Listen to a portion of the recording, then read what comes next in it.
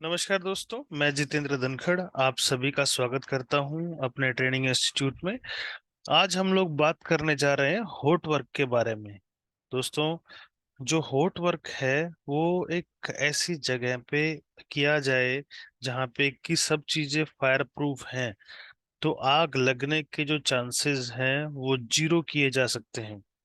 जब भी आप कभी हॉट वर्क करते हैं तो हॉट वर्क के अंदर ये सारी चीजें आती हैं, जैसे कि welding, gas cutting, plasma cutting, grinding. ये सारे के सारे जो आपके एग्जांपल्स हैं, उदाहरण हैं, ये सारे के सारे हॉट वर्क के अंदर आते हैं। वेल्डिंग जो है वो क्या है? वेल्डिंग है एक दो मेटल्स को आपस में जोड़ने के लिए हीट का प्रयोग करके वेल्डिंग की जाती है, उसको वेल्डिंग बोलते हैं। उद्योगों में जैसे कि हमारे जो कंस्ट्रक्शन इंडस्ट्री है वहां पे जो वेल्डिंग होती है वो दो प्रकार की वेल्डिंग होती है। पहली होती है इलेक्ट्रिक आर्क वेल्डिंग और दूसरी होती है गैस कटिंग या इलेक्ट्रिक आर्क। जो वेल्डिंग हमारी है, इलेक्ट्रिक आर्क वेल्डिंग के अंदर केबल लेते हैं, केबल के कनेक्शन लिए जाते हैं, वेल्डिंग के इलेक्ट्रोड होल्डर होते हैं, वेल्डिंग के इलेक्ट्रोड होते हैं और पर्सनल प्रोटेक्टिव इक्विपमेंट के साथ में आर्क वेल्डिंग का काम किया जाता है। इलेक्ट्रिक आर्क वेल्डिंग जो है, इसमें जो मुख्य जो जोखिम है, जो खतरे हैं, मैं उनके बारे में आपको बताता हूँ। आम तौर पर जब इलेक्ट्रिक आर्क वेल्डिंग के जो खतरे हैं वो होते हैं इलेक्ट्रिक शॉक, इंसुलेशन जो है उसका टूट जाना, अर्थिंग का हट जाना, अर्थिंग का खराब हो जाना। जितने भी हमारे जो उपकरण हैं उसमें जो सुरक्षा के जो साधन हैं वो डैमेज हो जाना या खराब हो जाना, तो उन सब को काम शुरू करने से पहले चेक कर लेना चाहिए कि ये सब चीजें सेफ हैं या नहीं है। आग लगना बहुत बड़ा कारण है। आर्क वेल्डिंग के दौरान जैसे ही कोई ऐसे मटेरियल मिला जो आग लगने वाला है तो तुरंत आग पकड़ लेगा, तो उससे भी बच के रहना है। हमारी जो आंख है उसके अंदर मान लीजिए जो मेटल हम लोग जो यूज कर रहे हैं, अगर उस लाइट को हम लोग देख रहे हैं, क्योंकि उसके अंदर से अल्ट्रा वायलेट रेज निकलती हैं, उन रेज को लगातार देखने की वजह से हमारी जो आंखें हैं उनको नुकसान हो सकता है। हमारा जो भी मटेरियल आप जो यूज कर रहे हैं वेल्डिंग के दौरान, कोई चाहे गैल्वेनाइज्ड है या जिंक वाले जो मेटल हैं, जो वेल्डिंग कर रहे हैं उस टाइम पे जो उनके जो धुएं हैं, जहां उन जो धुआं है वेल्डिंग के जलने की वजह से, अगर वो आपके लंग्स में चला जाए, आपके शरीर में चला जाए, तो उसकी वजह से आपको बुखार हो सकता है या सांस लेने में तकलीफ हो सकती है और बड़ी भारी बीमारी हो सकती है, अगर सही तरीके से सही टाइम पे अगर उसको ना देखा जाए तो जब भी कभी हॉट वर्क करेंगे उससे पहले इन चीजों का ध्यान रखना जरूरी है। पहला, वेल्डिंग का जब भी काम करना है तो एक कॉम्पिटेंट आदमी ही कर सकता है जिसको पहले काम करने का अनुभव हो। दूसरी बात, वेल्डिंग जब भी करेंगे, जब ऐसा इंश्योर करेंगे कि आदमी जो है उसने पर्सनल प्रोटेक्टिव इक्विपमेंट पहने हैं जो भी उसको जरूरत है, जैसे कि एप्रन है, आपका फेस मास्क है, ग्लव्स हैं जो कि लेदर वाले ग्लव्स हो, ऐसे ऐसे चीजें उसमें पहना हो। जब भी कभी वेल्डिंग करेंगे तो उसके अंदर आग लगने का खतरा हमेशा बना रहता है, तो हमेशा सावधानी बरतें और फायर एक्सटिंग्विशर, फायर बकेट हमेशा अपने पास में रखें। जो भी जो हमने बोला कि इसके अंदर से जो अल्ट्रा रेड जो किरणें निकलती हैं, जो हमारी अल्ट्रा वायलेट जो किरणें हैं, वो हमारी आंखों के लिए, हमारी स्किन के लिए बहुत ज्यादा खतरनाक है। तो जब भी कभी ऐसा काम करें तो हमारी आंखों की और स्किन की सुरक्षा के लिए उचित साधनों का प्रयोग करें। आंखों के लिए हमेशा सुरक्षात्मक उपकरणों की आवश्यकता होती है, जैसे कि आपका, हम लोग जो फेस शील्ड जो यूज करते हैं जो डार्क कलर वाले रहते हैं उसको आपने यूज करना है, ताकि डायरेक्ट आंखों के ऊपर उसका जो इम्पैक्ट है वो ना आए। जितने भी कर्मचारी जो इस काम को कर रहे हैं उनको सबको पहले ही बता देना है टीबीटी के दौरान कि भैया आप जो ये काम करने वाले हो उसमें इस तरीके की घटनाएं हो सकती हैं। तो जब भी कभी आप वेल्डिंग करें तो ऐसी जगह पे करें जो कि अनऑथराइज जो आदमी है उसका प्रवेश वहां पे वर्जित हो, किसी को भी वहां पे एंट्री नहीं होनी चाहिए, क्योंकि एक नए आदमी को पता नहीं है कि वेल्डिंग के अंदर किस तरीके का खतरा हो सकता है। जितने भी आपके सेफ्टी के जो परिधान है, जैसे आपका एप्रन है, हैंड ग्लव्स हैं, उससे प्रॉपर अपनी स्किन को, अपनी पूरी स्किन को अच्छे से ढक लें। जो ऐसे आपके जो उपकरण जो आप पहने वो ऐसे होने चाहिए जो कि जलने वाले ना हो। जब भी कभी वेल्डिंग करें तो उसके जो धुआं है और उसमें से जो गैस निकलते हैं, उससे हमारे सांस लेने की क्षमता को हानि हो सकती है।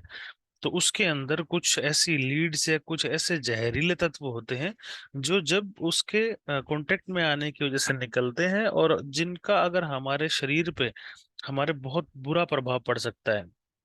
चाहे वो हम थोड़ी ही देर के लिए क्यों नहीं उस एरिया में रहे, तब भी हम लोगों को प्रॉपर अपने जो फिल्टर्ड है वो रेस्पिरेटर पहन लेने चाहिए, ताकि हमारे नाक के अंदर, हमारे लंग्स के अंदर उसका धुआं ना जाए। ये ध्यान वहां पे ज्यादा देना है जहां पे कि आप एक कन्फाइंड स्पेस में काम कर रहे हो। जब भी आप किसी ऐसी जगह पे काम कर रहे हो जहाँ पे वेल्डिंग आप काम करने वाले हो, तो वहां पे आपको ऐसी जगह पे कोई ऐसा कोई धुआं या कोई ऐसी गैस तो नहीं है, उसको पहले वो पहले निकाल देना चाहिए। जैसे मान लीजिए आप किसी पिट के अंदर काम करने जा रहे हैं, तो पहले ही पंखा चला के उसके अंदर की जो गैसेज हैं, हो सकता है कि कार्बन मोनोऑक्साइड हो, मीथेन गैस हो, तो उसको हटा दीजिए वहां से। उसके बाद ही वहां पे काम करना है। प्रॉपर वेंटिलेशन लेके ही आप काम कर सकते हो। जो भी हमारे जो फायर एक्सटिंग्विशर है, जैसे CO2 का आपका एक्सटिंग्विशर हो गया, ड्राई केमिकल पाउडर हो गया, या फायर बकेट्स हो गई, उनको अपने साथ में रखें। जैसे ही वेल्डिंग का काम करा, उसके दौरान अगर कोई ऐसी कोई आग लगने की कुछ घटना हो तो उसको इमिडिएटली बुझा सकते हैं। जब भी कभी काम करे तो अकेले काम नहीं करें, अपने साथ में किसी न किसी को रखना है। मान लीजिए अगर मैं अकेला काम कर रहा हूँ एक एरिया में, और मैंने वेल्डिंग शुरू की है, और वेल्डिंग शुरू करते ही आग लग गई, और मैं अकेला हूँ, मेरे जो चेहरा है उसके ऊपर हमारा जो स्किन है वो लगी हुई है, जो कि हमारा डार्क कलर का चश्मा है या डार्क कलर का जो फेस मास्क है वो पहना हुआ है, तो मेरे को दिखाई ही नहीं देगा कि वहां पे आग लग गई है। तो अगर वहां पे कोई ऐसा आदमी है जो अवेलेबल है और जिसको फायर फाइटिंग करनी आती है, तो अगर ऐसा कुछ काम हो गया तो वो तुरंत आग को बुझा देगा, फायर फाइटिंग कर देगा। तो ये सब चीजें आपको गैस जो अपना हॉट वर्क है उसके दौरान, वेल्डिंग के दौरान ध्यान रखनी है। अब बातें करेंगे हम लोग गैस कटिंग के बारे में, क्योंकि गैस कटिंग जो है ये भी एक गर्म काम ही है, हॉट वर्क के अंदर ही आता है। जब भी कभी हम ड्राई एसिटिलीन गैस और ऑक्सीजन को एक साथ जलाते हैं, तो उसका जो टेम्परेचर होता है वो 3500 डिग्री सेंटीग्रेड का टेम्परेचर हो जाता है। इस टेम्परेचर में आके जो मेटल होती है वो पिघल जाती है, और कटिंग लाइन से काटने पर अच्छी तरीके से कट के पूरा आपको एक जिस शेप में आप काटना चाहते हो वो शेप में आपको मेटल मिल जाती है। जब भी कभी गैस वेल्डिंग करते हैं, तो गैस वेल्डिंग जो है उसमें गैसों की सहायता से काम किया जाता है। जैसे हमने बताया, ड्राई एसिटिलीन और ऑक्सीजन दोनों को मिला के जो गैस जो आती है वो उपयोग में की जाती है। ये जो गैसें हैं इनका मिक्सर होके और दोनों एक एसिटिलीन और ऑक्सीजन को मिला के सबसे ज्यादा टेम्परेचर का आपको प्रेशर मिलता है, और आप उस प्रेशर पे आके उस मेटल को काट सकते हैं। तो जब भी कभी ऐसे करेंगे तो जो वेल्डिंग के जो बड़े बड़े कारखाने हैं, जिसमें जो प्राइवेट कंपनी जो काम करती हैं, बड़े बड़े जनरेटर वाले या कैल्शियम कार्बोनेट की जो कंपनियां हैं, जो पानी के मिश्रण से एसिटिलीन को बनाते हैं, तो ऐसे में जो विस्फोट जो है उसका डर नहीं रहता है। तो वो थोड़ा सा, पहले जो हम देखते थे कि एक एक दुकान के अंदर बाहर एक छोटा सा एक ड्रम रखा हुआ है, उसके अंदर थोड़ा सा पाउडर डाल देते हैं, उसके बाद पानी मिला देते हैं, और पानी से मिलने के बाद में एसिटिलीन बनाते थे। तो वो वेट एसिटिलीन थी। अभी हम लोग जो यूज कर रहे हैं वो ड्राई एसिटिलीन है। इस तरह की जो गैस कटिंग है उसके अंदर ऑक्सीजन और एसिटिलीन का जो फ्लेम है उसका टेम्परेचर लगभग जैसे हमने बताया 3500 डिग्री सेंटीग्रेड के आसपास होता है। तो इसमें जो भी फिलर का इस्तेमाल किया जाता है उसकी लंबाई 1 मीटर के आसपास में होती है। फिलर जो मटेरियल है ये धातु की वेल्डिंग के हिसाब से लेते हैं, कौन सी मेटल पे आपने वेल्डिंग करनी है, गैस कटिंग करनी है। इसमें जो फिलर है वो एक तरह का इलेक्ट्रोड है जो कि मिश्रित धातु का बना है, जिसको ऑक्सी एसिटिलीन वेल्डिंग के लिए जो सुरक्षा उपकरण है उसको इस तरीके से यूज करते हैं। जैसे कि जब आपने देखा होगा, दोनों पाइप हैं, दोनों पाइपों के ऊपर एक NRV लगाते हैं, जिसको हम लोग बोलते हैं नॉन रिटर्न वाल्व। तो नॉन रिटर्न वाल्व लगाएंगे, एक रेगुलर लगाएंगे, रेगुलेटर लगाएंगे जो दोनों के प्रेशर को कंट्रोल करेगा। फ्लैशबैक अरेस्टर लगाएंगे जिससे कि आग लगने के चांसेस कम हो जाए। प्रेशर गेज लगाएंगे जिससे कि दबाव को पहचाना जा सके कि कितना प्रेशर हमारे पाइपलाइन के अंदर में है, कितना सिलेंडर के अंदर में है। और फ्यूल के अंदर कोई लीकेज तो नहीं हो रही है, उसके लिए भी आप एक उपकरण लगाएंगे जिससे कि लीकेज का पता चलता रहे। और जब भी कभी गैस वेल्डिंग के काम करेंगे तो हमेशा ध्यान रखना है कि गैस वेल्डिंग से जो होने वाले जो खतरे हैं उनको कम से कम किया जा सके। जब भी कभी गैस वेल्डिंग करेंगे, गैस कटिंग करेंगे, तो पर्सनल जो आदमी है उनको बचाने के लिए कलर जो चश्मा है हमारा, ब्लैक कलर का चश्मा, चमड़े का दस्ताना, ये सब चीजें हमने यूज करनी है। कभी भी जो गैस सेट यूज कर रहे हैं उसका भाग जो है वो फिटिंग के दौरान अच्छी तरीके से चेक कर लेना है कि जो उसकी फिटिंग है उसमें कोई लीकेज तो नहीं बच गई है। उसके लिए हम क्या करते हैं, पानी की बोतल लेके उसमें साबुन या अपना शैम्पू का उसको पानी का घोल बना लेते हैं और एक पानी की बोतल में डाल लेते हैं। और उसको बाहर से छेद करके जब भी अपने को जरूरत पड़ती है, जैसे लगता है कि मेरा कोई इक्विपमेंट, कोई पाइप खराब होने वाला है या लीकेज हो सकती है यहाँ से, उसको तुरंत वहां पर डाल के चेक करते हैं। अगर ठीक लगता है तो रख लेते हैं, और लीकेज मिलती है तो उसको तुरंत चेंज कर देना चाहिए, क्योंकि प्रेशर बहुत ज्यादा है और गैस बहुत जलने वाली है, बहुत ज्वलनशील गैस है। जब भी कभी सिलेंडर को एक जगह से दूसरी जगह पर लेके जाना है तो सिलेंडर ट्रॉली का प्रयोग करना है। जितने भी खराब उपकरण हैं उनको प्रयोग नहीं करना है, पहले ही उनको हटा के डिस्कार्ड कर देना चाहिए। ताकि मान लीजिए अगर किसी ने स्टोर में रख दिए हैं, आपको पता था कि ये इक्विपमेंट खराब है और आपने उसको स्टोर में रख दिया, और कोई दूसरा आदमी आया, उसने उन सेम इक्विपमेंट को उठाया और यूज करना शुरू कर दिया, तो आग लग सकती है, बड़ी दुर्घटना हो सकती है।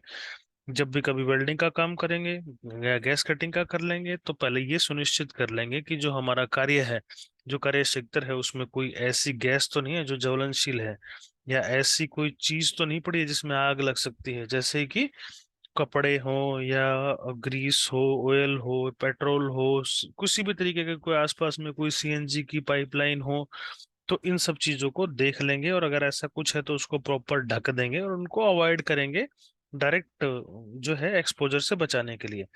जब भी कभी कोई ऐसा ईंधन है या जैसे हमारा एसिटिलीन है, एलपीजी है, तो इसके लिए जो हमारे जो ईंधन है, मतलब जो फ्यूल वाला जो पाइपलाइन है, उसको हमेशा कलर वाला होज पाइप देना है। आमतौर पर जो हम पाइप देते हैं वो लाल रंग का होज पाइप देते हैं। और ऑक्सीजन के लिए नीले रंग का देना है, या काले रंग का भी आप दे सकते हैं। हम आमतौर पर नीले रंग का देते हैं। तो उसका हमने प्रयोग करना है। उससे क्या रहेगा कि पता लग जाएगा दोनों पाइप कौन कौन से हैं। मान लीजिए कभी किसी पाइप में लीकेज होगी तो आदमी घबराएगा नहीं। और एक चीज और इंश्योर कर लेनी है कि दोनों के दोनों जो होज पाइप्स हैं उनकी लंबाई बराबर हो, उसमें कोई भी किसी भी तरीके का चेंज नहीं होना चाहिए। तो हमने इसको वो करना है, आज छोटा बड़ा नहीं होना चाहिए वरना दिक्कत हो सकता है। जब आप सिलेंडर में रेगुलेटर लगाते हैं तो उससे पहले लीकेज को रोकने के लिए टेफ्लॉन टेप जो आती है उसको जरूर लगाएं। सिलेंडर का जो हमारा वाल्व है और जो हमारा रेगुलेटर है उसको प्रॉपर तरीके से साफ कर लेना चाहिए, देख लेना चाहिए उसमें कुछ है तो नहीं। उसके बाद जब कभी ऐसी जगह पे काम कर रहे हैं जो कि बंद है, वहां पे हमेशा सिलेंडर को बाहर रखना है और वेंटिलेशन की व्यवस्था करनी है। वेंटिलेशन का मतलब, आप इस एरिया में जब काम कर रहे हैं तो उस एरिया के अंदर आपने कोशिश करनी है कि हवा इधर से उधर दोनों तरफ पास हो जाए, ताकि किसी भी तरीके की आग लगने की कंडीशन में या धुआं भर जाने की कंडीशन में आप उचित कार्रवाई कर पाए। अगर आपका धुआं भर गया है उस एरिया में तो आप खड़े भी नहीं हो सकेंगे उस एरिया में। तो आपने इंश्योर करना है कि प्रॉपर वेंटिलेशन जरूर हो। जब भी कभी जो ऑक्सीजन की जो गैस पाइप है और जो रेगुलर फिटिंग जो है उसके ऊपर कभी भी कोई तेल या कोई ग्रीस नहीं लगाना है। उसको आप टेफ्लॉन टेप से उसके थ्रेड जो है उसके ऊपर यूज कर सकते हो। कोई भी किसी भी तरीके का गैस या कोई भी ग्रीस वगैरह या कोई ऑयल वगैरह नहीं लगाना है। जो भी आपकी एसिटिलीन गैस है उसको तांबे की कटिंग पे कभी प्रयोग नहीं करना है। तो वो भी एक रीजन है, क्योंकि जब भी आप तांबे के उसमें करेंगे तो उसमें जो धुआं निकलेगा वो बहुत ही ज्यादा हजारडस होगा, बहुत ही ज्यादा जहरीला होगा। फ्लैशबैक जो है उसको रोकने के लिए हमेशा रेगुलेटर के साथ में एक फ्लैशबैक अरेस्टर का प्रयोग करें, जिससे कि जो पाइपलाइन का जो प्रेशर है वो उसके नॉन रिटर्न वाल्व की तरह काम करेगा। अच्छा रहेगा कि आप फ्लैशबैक अरेस्टर भी लगाएं और नॉन रिटर्न वाल्व भी लगाएं। बहुत सारी कंपनियां दोनों चीजें लगाती हैं। आमतौर पर जो हमारा फ्लैशबैक अरेस्टर है वो भी एक तरीके का एनआरवी ही है। जब भी हम कभी काम करें तो पहले ये चीज जरूर इंश्योर कर लें कि हमारा जो गैस स्टोरेज है वो पूरी तरीके से बंद है। उसको ऑन करेंगे तभी जब आप काम करना शुरू कर रहे हैं। और उसके बाद में जब भी आप कभी ऑक्सीजन का सिलेंडर का वाल्व या उसके पास में एसिटिलीन का जो काम करने वाले हैं, तो सबसे पहले ध्यान रखें कि आप पहले ऑक्सीजन का वाल्व भी खोलेंगे, उसके बाद में एसिटिलीन का वाल्व खोलेंगे, और जो सिलेंडर का जो वाल्व है उसको खोलते समय दूर रहें और धीरे धीरे खोलें। जब भी कभी टॉर्च लगाएं तो टॉर्च को ऑन करने के लिए लाइटर का प्रयोग करना है, जो कि जो इंडस्ट्रियल लाइटर है उसका प्रयोग करना है, बीड़ी सिगरेट पीने वाले लाइटर का प्रयोग नहीं करना है। जब भी कभी ऐसी कोई जगह है जो बंद है, वहां गैस सप्लाई के लिए सारे के सारे जितने पॉइंट हैं सब के सब बंद कर देने चाहिए, चाहे काम थोड़ी देर के लिए बंद क्यों ना हो। कई बार हमने नोट किया है, जब हम लंच करने जाते हैं तो हमारा जो पाइप है वो प्रेशराइज रहता है और हम उसको ऐसे ही छोड़ के चले जाते हैं। जब भी कभी काम करना चाह रहे हैं तो प्रेशर को पूरी तरह से बंद करके, पूरा प्रेशर रिलीज करके दोनों पाइप्स के ही आपको छोड़ना है साइड। काम खत्म हो जाए तो अपना फिर देखना है कि जो हमारा एसिटिलीन है और ऑक्सीजन है दोनों का वाल्व बंद है और उसमें किसकी लाइन में कोई भी प्रेशर नहीं है। तो ये था हमारा हॉट वर्क, खास करके वेल्डिंग और गैस कटिंग का उदाहरण, कि आप वेल्डिंग और गैस कटिंग में क्या क्या देखेंगे। तो अभी गैस वेल्डिंग जो है उसके बारे में और गैस कटिंग के बारे में और बात करेंगे हम लोग।